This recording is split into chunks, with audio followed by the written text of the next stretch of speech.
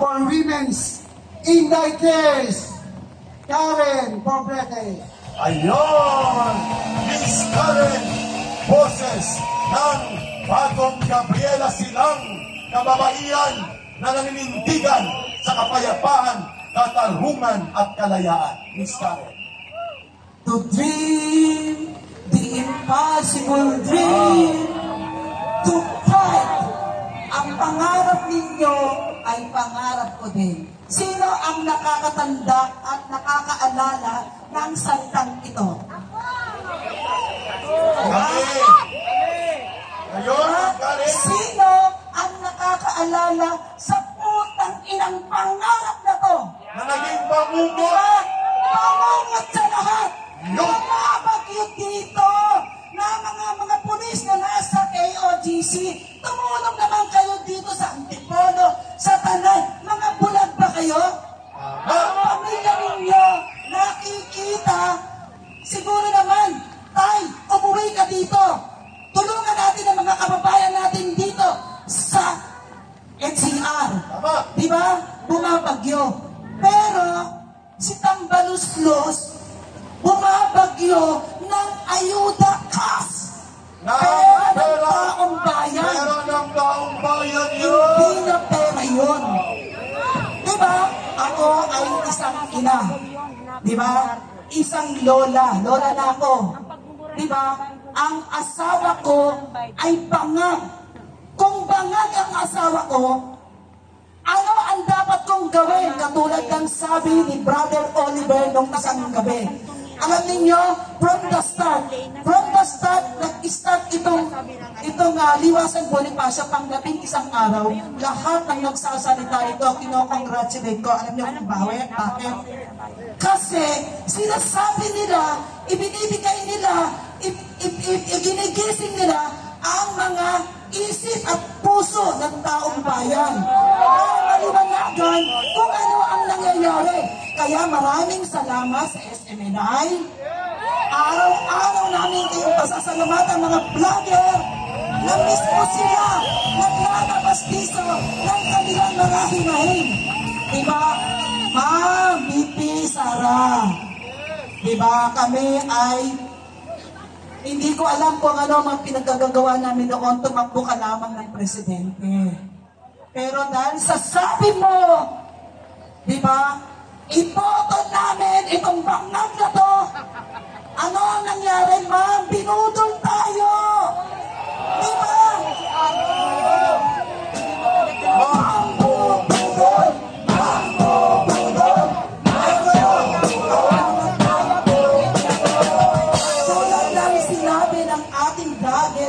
Na si BMR, makakapal talaga ang mga muka. Kapal ng mukha! Kapal ng mukha! Walang hiya! Walang hiya! Walang hiya! Walang hiya! Walang hiya! Alam mo, pinapanood ako ng apo ko, pamangkin ko. Nakikita nila, nagmumura ako dito. Nagmumura ang puso't isipan ko. Bakit may gobyerno pa ba tayo? Nakatao pa ba ang nangyayari? Ako nagtanong sa mga lawyer. Dahil ako hindi graduate. Nagtanong ako sa mga lawyer. Alam mo, isa naman sinasabi ng mga lawyer. Hindi makatao ang ginagawa ni, ano ba tawag doon, General Torre? Meron ba siyang karapatan na tawagin General? Diba? Wala ka bang apo? Wala ka bang anak? Noong isang araw ay sumigaw dito ang Batanggenyo. Tatlong anak na na pinag-aral ni Pastor Kibuloy. Hindi mayaman yung taga-Batanggenyo. Dinudurog ang puso ko ng bawat nagsasalita na Marcos resign. Marcos, alis-alis dyan. Marcos, alis ka na! Layas! Marcos, alis ka na! Layas! Marcos, alis ka na! Layas! Napakaganda ng lugar na to. Ibinigay sa atin to ng Panginoong Diyos. Para magsama-sama tayo lahat dito para ilabas ang ating mga hinahin. Umulan, bumagyo. Meron tayong mga vlogger at mga media na nandito na pwedeng marinig nila kasi hindi nila alam kung ano ang nangyayari sa gobyernong ito. Kaya ang alam ko, Mr. President, Ma'am Amy, Senator Amy, kapatid mo yan. Yung mga binabalita mo, ako na, ayoko na magbasa eh. Bakit mo sinasabi yun? Bakit hindi mo kausapin ang kapatid mo? Nalamayas na! Lumayas ka na sa pwesto na yan. Dahil ang kaibigan ko si Bibi Sara ay pinudol ninyo. Diba? Meron din akong kaibigan. Diba? Magkaibigan kami sa hirap at ginhawa. Anong tawag doon, Senator Amy? Diba? Anong tawag doon, Sir? Mangga! Sana hindi totoo, no? Gamit. Alam ko. Hindi lang siya matay. Hindi lang siya magagamit kung pangungunahan ni Senator Amy Marcos ang pagkalagdag at pagpapatalsik sa kanyang kapatid na inutil na abusado pa. Abusado, inutil. Abusado, inutil. Nananawagan kami, 10 ng aking mga kasamahan dito, mga taong gobyerno. Patukin naman ang inyong puso at isipan. Nandito si Argo Kung eh. anak ninyo, kamag-anak ninyo, bibigyan ninyo ang mustisya ang nangyayari sa KOGC. Kung hindi ninyo ginanyan ang KOGC, walang taong bayan na magpupunta rito. Tama. Para paalisin ka, dapat ano ang sigaw ng bayan ngayon? Di ba? Marcos resign. BBM resign. Marcos, Lalas, resign. Marcos, resign. Layas. Marcos, resign. Layas. Marcos, resign. Layas. Kanina, alam nyo, gabi-gabi, nananalangin dito, mag-start si Brother Ricky. Pagkatapos, nananalangin si Brother Ricky. Ako, bago ako matulog, nananalangin ako. Bukas na umaga, nananalangin ako, kailang matuupa ang Diyos. Pero, sa narinig ko kanina kay Ka Eric at kay Yusek Ranke, na talagang dinidinig na ng Panginoong Diyos ang ating mga panalangin. Kaya hindi ako nagsasawang pumunta rito araw-araw. Hindi ako bayad. Hindi ako bayad. Hindi kayo bayad. Hindi kami bayad. Hindi kami bayad.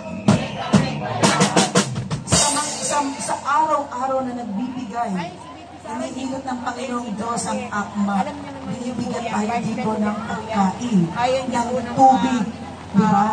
Nagpapasalamat din ako sa KOGC. Diba? Doon sa nangyari, alam mo, nag-uusap-usap kami minsan-minsan. Ang topic namin, alam niyo kung ano, walang katapusan ang mga karapatan ng mga batang hindi makapag-aral eh. Subukan ninyo, mga anak ninyo, hindi nag-aaral. Diba? Sa KOGC, tingnan ninyo, yung mga estudyante doon, hanggang ngayon, kung ano na nangyayari eh. Ang mga kabataan, ang pag-asa ng bayan. Magkakaroon pa tayo ng presidente kung hindi mag-aaral. Magkakaroon pa tayo ng senador kung hindi mag-aaral. Pero tinanggal ng karapatan ng gobyernong ito ang mga batang dapat nag-aaral ngayon sa KOGC. Argo, gusto niya makakatal. Eh, huwag na mag-aral. Nakisalayaw, Jeff Brooks. Diba? Alam niyo, si Bibi Sara, diba, nakisahira. Diba? Sa kanya ko nakita ang paglingkod sa bayan ito. Diba? Wala sa bangag na to. Diba? Alam mo, kung ako anak ni Bangag, wala na akong mukhang ipakita sa classmate ko, diba, sa kapitbahay ko, hindi na ako lalabas ng bahay. Dahil, pag lumabas ako ng bahay, ultimong magbabalot, nagtitinda ng balot, fishball, ako, pag nakikita ang mukha ko, kumusta na ba si Bangag? Kumusta ng pulburon? Singot pulburon? Singot pulburon? Singot pulburon? Singot